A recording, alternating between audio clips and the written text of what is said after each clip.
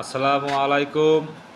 Police পদোন্নতি প্রত্যাশী ভাই ও বোনেরা, আজকে আপনাদের সড়ক পরিবহন আইনের কিছু ধারা গল্পের মাধ্যমে শেখানো হবে।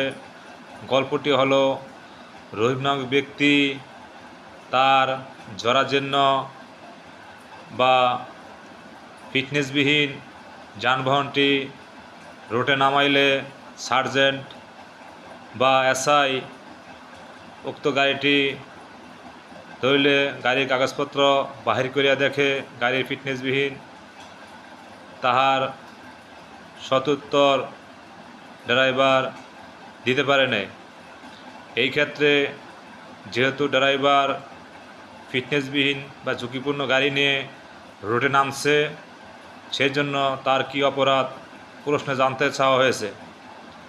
আমরা জানি জরাজীর্ণ ফিটনেসবিহীন গাড়ি রোড চলাচলে অনুমতি থাকে না, সেজন্য ফিটনেসবিহীন গাড়ি বা জরাজীর্ণ গাড়ি নামে ড্রাইভার সড়ক পরিবহন আইনের 25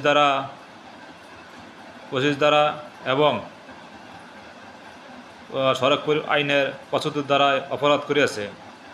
ফিটনেসবিহীন গাড়ি সড়কে চলাচল করা যাবে না, এটা বলা হয়েছে সড়ক পরিবহন আইনের 25 ধারা।